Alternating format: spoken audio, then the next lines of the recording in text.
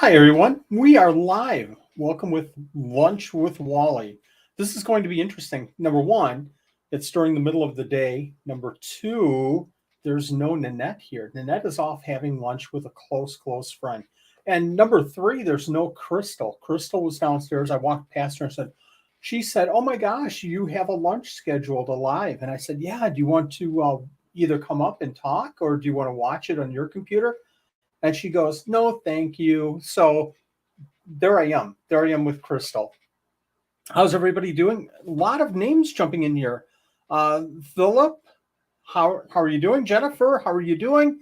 Frank the Tank, Jen. Oh my gosh, a lot of names coming in. This was just kind of spur of the moment. Steve-O, how are you doing?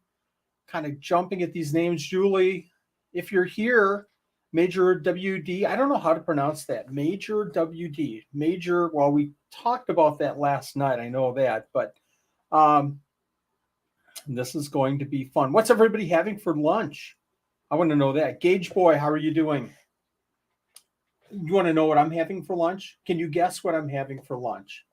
That's your job in the next 2 minutes because it's been sitting here and for about 10 minutes. And I tell you what, it's hard not to eat it. So Frank is asking, are we going to watch Wally eat waffles and dance?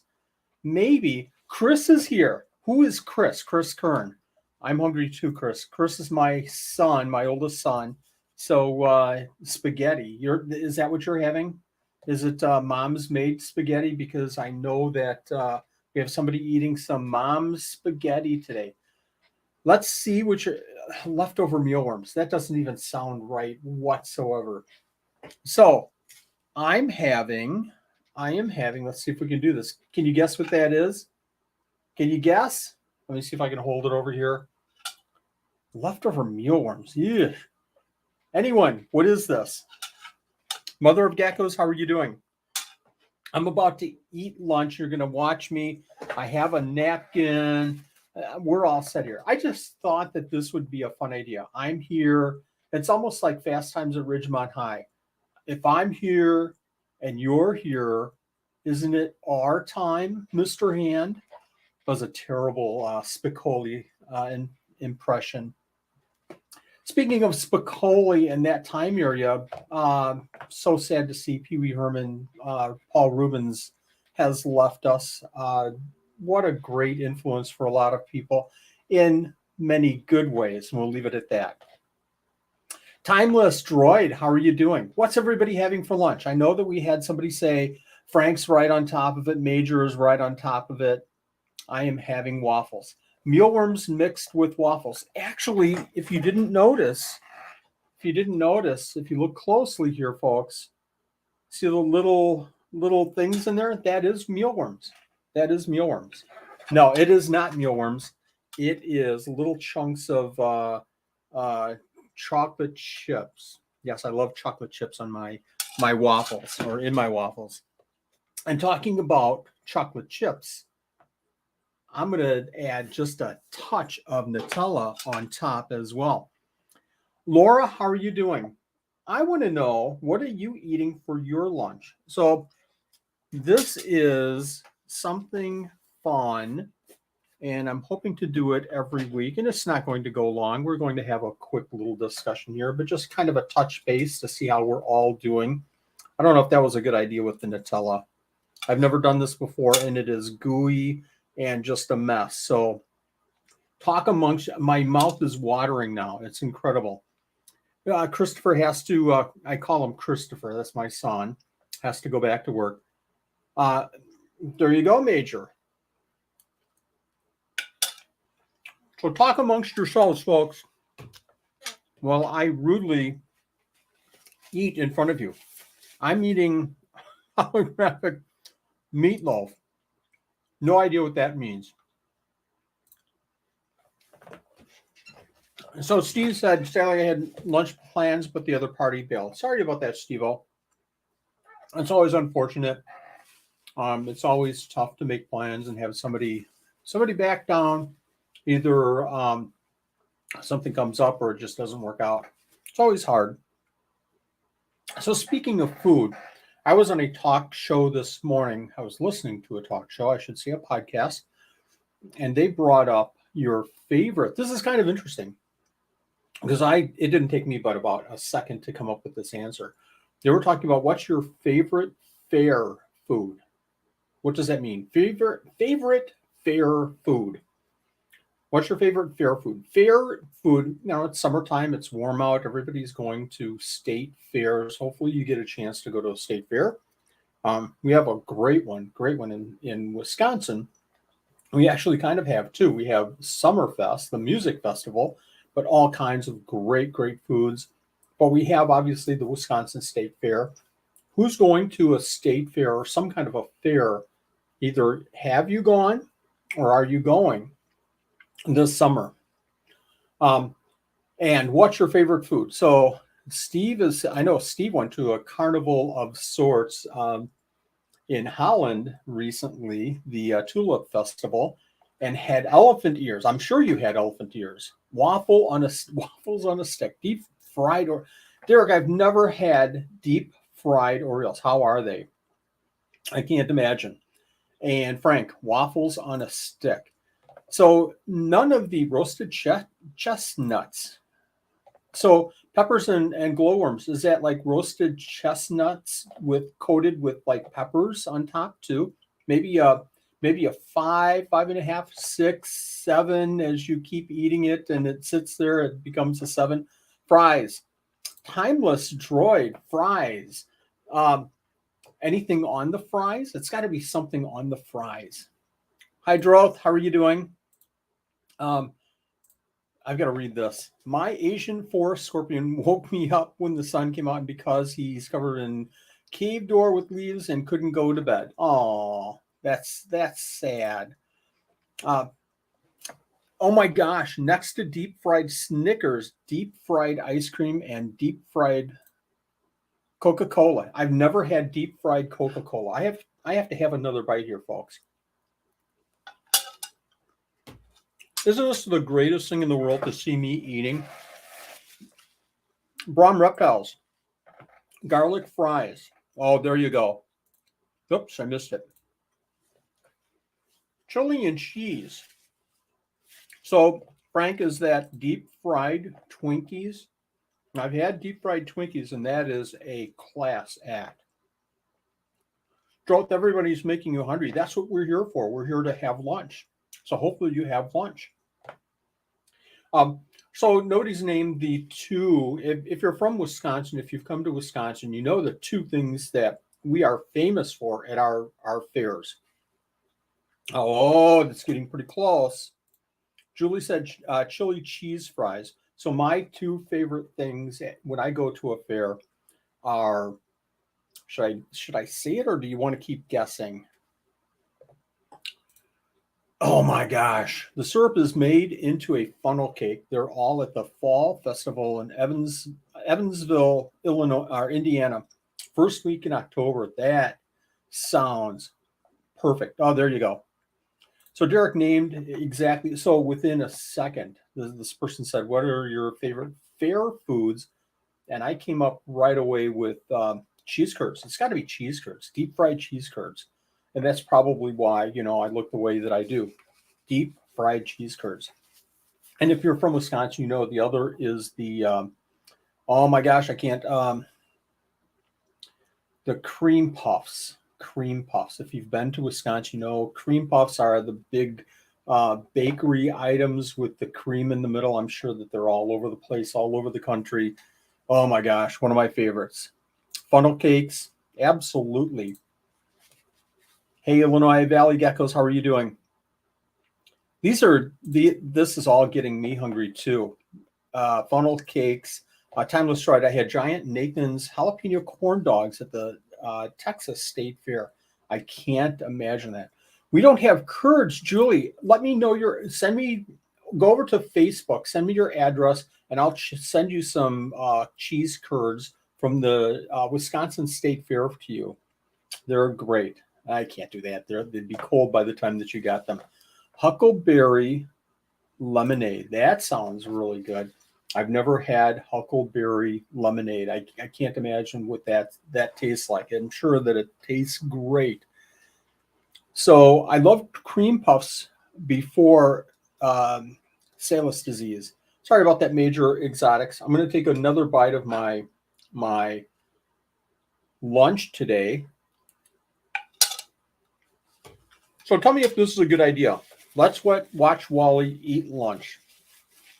Thumbs up, thumbs down. Maybe for the next lunch I won't have such a big meal. Maybe for the next lunch I'll have something a little bit smaller. I wanted to find out today also. Thanks for all those answers. Great ideas. I want to see what Frank's doing. Half-baked cookies on ice cream. Oh my gosh. So Frank's saying keep eating. Brahm's saying keep eating. I feel so awkward, so weird. I feel like I have Nutella at the corner of my mouth. So how is everybody's, Philippe? How is everybody's animals? I tell you what, folks, here in Wisconsin, even the land of frozen tundra, our temperatures cannot go down long enough to make it comfortable outside. It's always in the 90s here, and it's just tough on us, obviously, and it's tough on our animals. How do you folks deal with your animals and heat? Are you taking any special precautions? Are you adjusting your care in any ways for your animals? Let me know in a comment in the stream. I want to know if that's a problem for you. Is the heat causing you a problem? I can't stop eating, folks. I know this is rude to eat in front of you, but I am so hungry. I am so hungry. Major says, "No, I turned the air AC on. I've got the air going, of course." So what temperature are you keeping your AC at, Major? So I'm going to tell you what we do here, and it's probably a little bit different than everybody else because we have the reptiles, we have the isopods, and I want it to warm up at least. Julie says, please eat. You want to see me drooling or you don't want to see me drooling because the food's sitting right here. Oh my gosh. Lemonade and an umbrella for the animals and unlimited pool time. Little tiny pools that they can swim in for the isopods. 76. So what's everybody's comfort level? Is it in the low 70s? Is it in the high 60s? What do you keep your air on? If you're using air conditioning, we certainly turn our air conditioning on if it gets in the mid 80s-ish. Outside, we are eating, you eat. There you go. Hope everybody's having a lunch today. So what we do is normally we'll turn on the air when it gets to be about 85-ish, 86, 84. We'll flip that air on. Jennifer says 72 is comfortable for her. I'm about right there, Jennifer. We'll go about mid 80s or so, and I'll turn the air on, but our air stays at around, I want to say that I just had to show this one. I want to say that our air stays at around 75, 76 or so. So it's a little bit higher than normal. That's simply because we're sitting in 3 stories here. The upstairs, the upper stairs, which is where I'm at right now in the office. We have our main level, our first floor, but then we have the basement where all the animals are kept. And for some reason, it's probably our piping here, our vent system. It's really hard to bring that air all the way up to the 3rd floor. In fact, it's always warmer here on the 3rd floor than it is on the 1st floor, and it's cooler downstairs in the basement than anywhere. So we keep it I keep it a little bit warmer, and I'm pretty strict with don't turn that air any lower than 75, simply because I don't want the animals to freeze downstairs. We're in the middle of summer, everybody should be breeding. And as soon as we turn on the air, temperatures go down. So I like to wait until it's a little bit warmer outside. And then once it's a little bit warmer outside, I turn on the air, but I still keep it a little bit higher. Major says, my AC is really cool. If you turn it to 70, 82 degrees AC equals 70 degrees heat. There you go. Timeless says, I'm glad it cooled down a little bit. I don't have a central air, so I have to play the windows and window air conditioner ping pong. I try to keep it at 70, which makes my vivariums around 76. Right? So, if you're struggling with the heat outside and you don't have central air, how do you battle that? That's always a challenge. I think that there's a lot of ways that you can work through heat, the extreme heat. So I'm not talking about, when it's 80, 82, 84 degrees. I'm talking about once it gets into the 90s. How can you battle that to keep your animals, your pets, a little bit cooler if you don't have air conditioning or something like that? Anybody struggle with that? I know oh my gosh, Jennifer, Europlatus, which don't like it too hot normally. So there you go, Felipe. I keep my house at 76. Absolutely. Major says heat and I don't coexist at all. So there's a couple of things that you can do if you're struggling with heat. And number one is, turn on fans. Air movement will cool down your vivariums, your enclosures. Throw a pan of water in front of it. And I know that, we're struggling with humidity all the time in our house, in our homes in the summertime, but throw a little pan of water in front of the fan and get the airflow going, and that will help a little bit.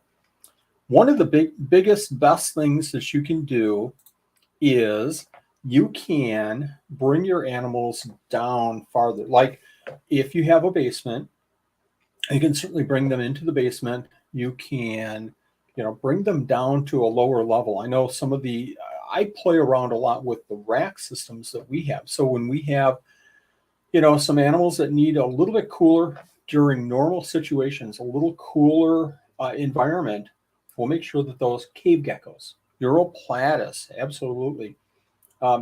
We'll bring the crested geckos, some of the crested geckos. So if we have a rack with cresteds and gargoyles, we'll always put the gargoyles on top of the crested geckos down below. But in the summer like this, absolutely keep, if you have to move anything, move the animals that need the coolest down to the bottom. Swamp cooler. Julie, I'm the same way. I really am. I don't mind the cold in the winter times. I would much prefer Wisconsin in the dead of winter when it's, negative 10 degrees out than, and no offense to you if you're in Arizona, but I'd rather have Wisconsin negative 10 degrees in the wintertime than Arizona in the middle of summer when it's 120. It's a dry heat, 120. 120 is like watching Raiders of the Lost Ark in my face melting. That's how I feel about that. Brom, right on. Ice water in a cooler with a fan. Just get that pumping through and cool off your animals that way. The heat here is always over 100 in the summer. Major, whereabout are you located? You've got to be in Arizona. You have to be. I've had a few business trips to Arizona, Albuquerque, and I've actually had some business seminars in Arizona, and it's not my cup of tea. It's just hard. I'm just not all about that. Oh, it's hard having frogs and reptiles. I have a year-round window at 70 to 80 that I have to maintain. Right. Where I'm at in Southern California means I get about 3 weeks a year where I can really keep my windows open. That's about us two here. I would say just the opposite. We're always watching out for winter, and it's harder in the winter. But in the summer, usually we have our air on for maybe a couple, 3 weeks. But this year, it seems like we turned it on in May, and we haven't turned it off. It's just been crazy. I love Europlatus, but I am so afraid of them overheating. Yes, me too. We had, when we had Europlatus, I think we were around 5 or 6 different species. We always put them in the bathroom downstairs, or obviously we converted the washroom to a reptile room. Now it's the bug room, but we kept them in there simply because of the way the floor was, and I could insulate. I just kept them a little bit cooler. Fans, yes, I constantly have one going, constantly. So I have a little, even with the air going right now, that's probably so noisy. I have a little desk fan sitting on my little desk over here. Oh, waffles, got to take a bite. I see the waffles and I'm drooling. I've got to have a bite. It's lunchtime. It's lunchtime. I can have a bite. So I have a little fan going all the time. And that's what cools me down. But downstairs, it's pretty much, the way it is with the temperatures. Lunchtime, food time. Hey, Randa, just in time to watch me eat.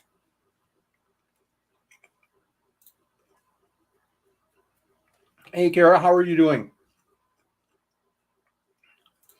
Jen says, I miss the cold. It definitely gets too hot out here. It does, but there's so many other things in Southern California that make it so attractive to live in, obviously. West Texas. So I have to ask Major WD, do you ever go herping in West Texas? Do you ever go out looking for animals in the wild?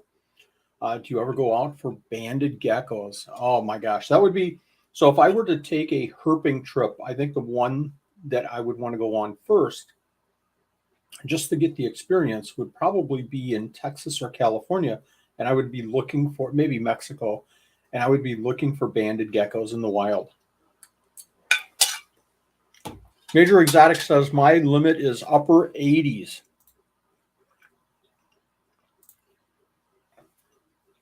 Julie says, I never turned the heat on in my house until I got married, and hubby asked for heat. Never even turned it on after building it. Wow. Wow. Timeless. I lived in Dallas for 8 years. It was brutal. I moved back to Michigan in 2011. I don't mind the 100-degree. I don't miss the 100-degree weather temperatures.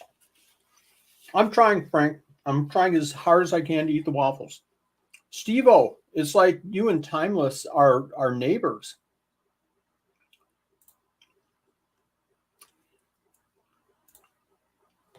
Steve, I do too. I love the wintertime. I love the fall. I love the spring and fall when the temperatures are changing. The leaves are turning. It's just a cool time. I love the spring. Fall is really, really nice. It's just a nice mix here again in Wisconsin. Same with you in Michigan. Just a great, great time. Eat closer to the mic so we can hear those amazing chewing sounds. Yeah, that's what I'm afraid of. I'm afraid everybody's going to go, this is so gross. I'm just afraid of like dropping and getting syrup on my beer. I've almost finished my waffles actually here, folks. Emily says she's from Kalamazoo, but live in Grand Blanc.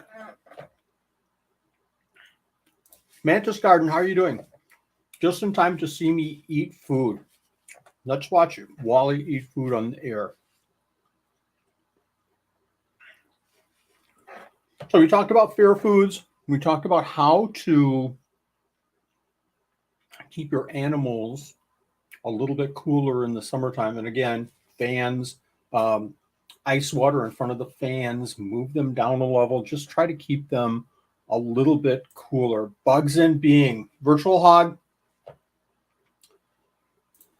Mantis Garden. A video of it. A video of me eating, or I don't have food all over me yet, do I?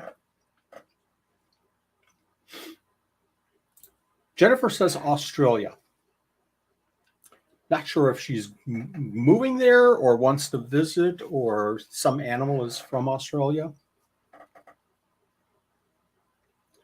It's 14C here, so I should know this because I knew it at one time because I had to convert it all the time, but I can't remember what 14 is per Fahrenheit. There was a gecko in your house, Major.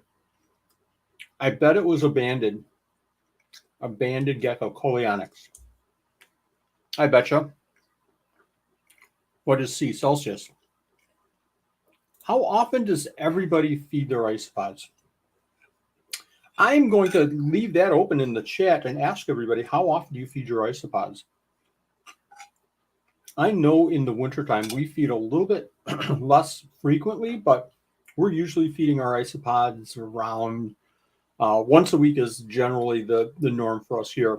Once a week we'll go in on a Saturday or Sunday. And the funny thing is that sometimes it coincides with our shows. So we'll feed the isopods on a Saturday and collect them for a Sunday show. Try to do it later in the afternoon so they're not in the cups that long. So that's generally our schedule. I'm kind of curious if you have isopods. Let us know. Let us know in the chat how often you feed your isopods.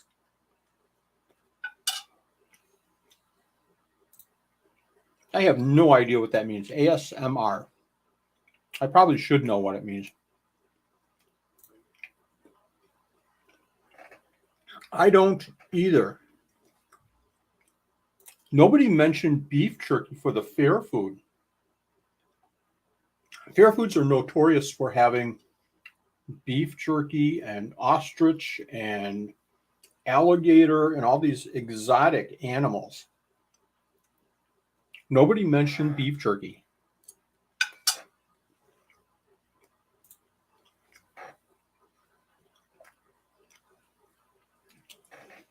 Mantis Garden. Send me your address. I'll send you a bag of beef jerky. I will, or Frank will. One of the two of us will send you a bag of beef jerky. Seriously, Mantis Garden, that's a genuine offer.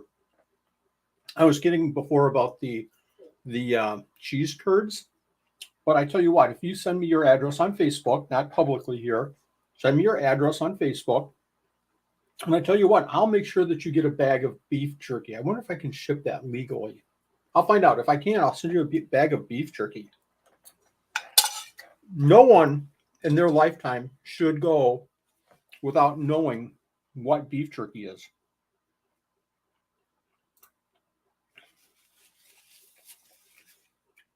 Brom, congratulations on your new geckos. Kiki's has some great animals. Dream herping Australia. Me too. Or New Zealand. New Zealand would be so cool.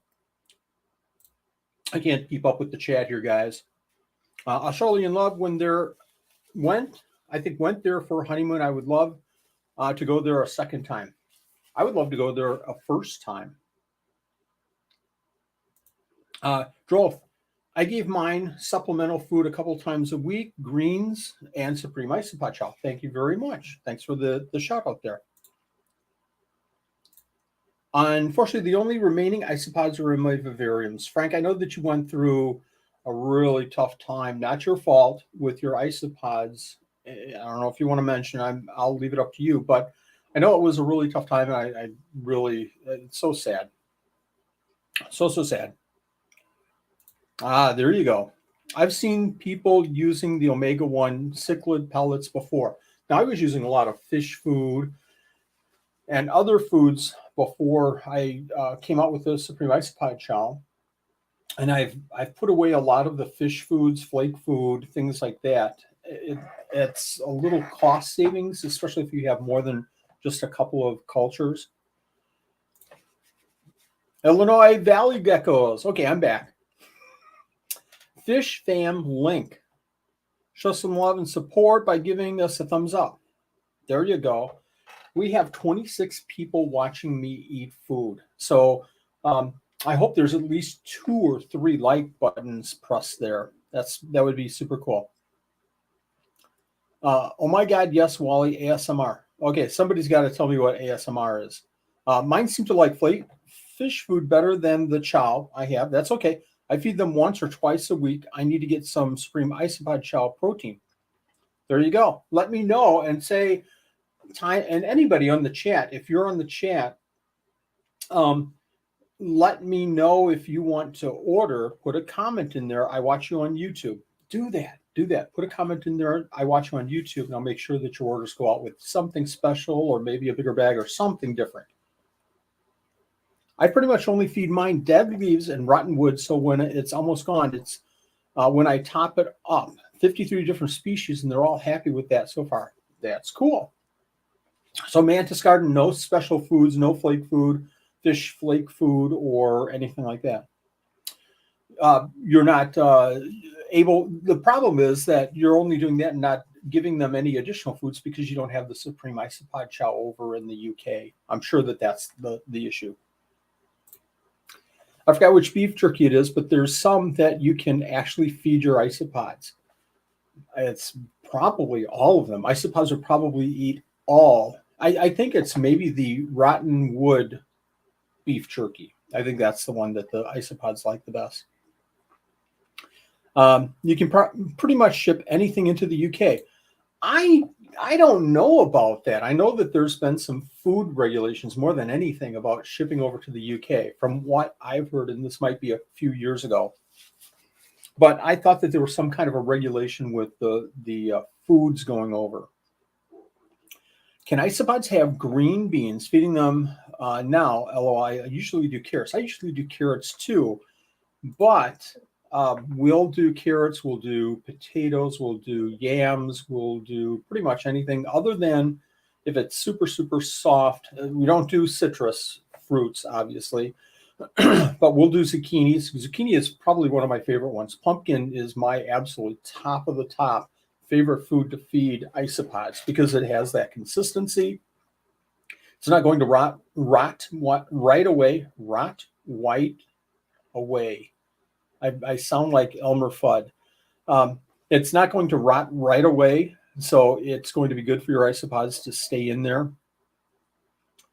Droth is asking, Julie, what kind of isopods did you end up getting? So far, I'm using omega-1 cichlid food, SIC coming soon, and some veggies.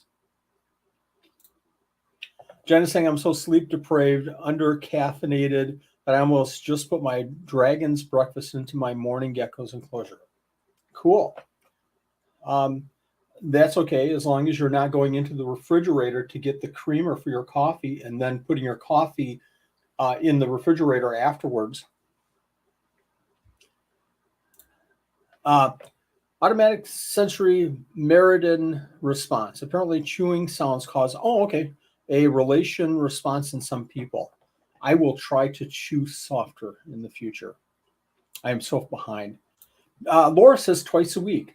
We used to feed twice a week for probably the first month or so that we had isopods, and we've had isopods now for about 5 years. And after that first month or so, we just stopped. Frank, take a look at this, Frank. They're gone. They're gone, man. I had 2 waffles. Normally I have like 10. No, I don't. But I had 2 waffles. They're long gone. So that's lunch for me. No citrus, no alum. That's about the rule. I would agree with that. Let me see this real quick here. Let me take that message off. Whoops. I missed that one. Wow. So Mantis Garden is saying, I did try carrots and mine ignored it completely as well. Mantis Garden, try a softer vegetable like a zucchini, something like that. Zucchini is really one of my favorites too. Pumpkin, yams, zucchini, carrots are kind of down on my list as far as my favorites to feed them. I don't care about the isopods. I'm talking about my favorites to feed them. No, it's more about what they're eating. Got some Tokis at the Schaumburg NERC. Want to start a nice project with them. Oh my gosh, I saw some of those Tokis at the show this past weekend. They were phenomenal. I have powder blues in one area, oranges in another. Russ is sending zebras today. Very, very, very cool. Zucchini. Let me know how that works for you. I like giving them a clover a couple of times a week, even though they don't eat it. It's fun to watch them swarm it. That's funny. I just got some too, hoping to do the same thing. There's not a lot of information on them out there. I don't know if you've ever seen Dave Kaufman's video on tokays in the wild, but it is phenomenal. So the bigger enclosure you have, the better. Leave the eggs in with the adults. There isn't a check. We had Nick on our show a couple of times. Nick Esposito. If you can't find him on Facebook, message me and I'll connect you guys with Nick Esposito on tokay geckos. Julie's saying, can't share my zucchini. They get squash and like it. Doggone it, eat that squash. Not getting my zucchini. How about green beans? Didn't we answer that? I know I brought it up. Squirrel. Yes, green beans should be fine with them. We're going to go another couple of minutes here, folks, and then we're going to bail so that everybody can probably get back to work and enjoy the rest of their day. Timeless says, I just started a mealworm colony and love the corn tortillas trick I learned from you. I put a piece in with each pupa to wake up to as beetles. There you go. So that's so easy. Is we've got the corn tortillas, and instead of wheat and other stuff, you still have to feed veggies like carrots and potatoes and so on. But we'll use the corn tortillas in the mealworm enclosures, and they'll just go crazy on it. Put it in, and they're just swarming their tortilla, and all of a sudden it's gone. Zucchini equals courgette. I hope I pronounced that wrong. I hope I pronounced that right. That's the badger. No problems. I'm going to wish everybody a happy rest of the week. Have a happy weekend. This has been a blast. If you think that this works with a lunch with Wally, if this is something that you would come to next week, or you would bail under, thank you very much. I really need to do more of the fish. That was my goal at the beginning of the year, and I just never got to it. Now I have two major projects sitting right in front of me right now that I'm working on for probably the whole month of August. But anyways, you guys, if you think that this is fun and you want to do it again, let me know in a comment. And I hope you have a great weekend. We're going to be working our butts off. Nanette is almost finished with her homework, folks. She just has a little bit more. Having said that, she spent probably about 8 hours yesterday and probably about 3 hours today before going out to lunch with her friend.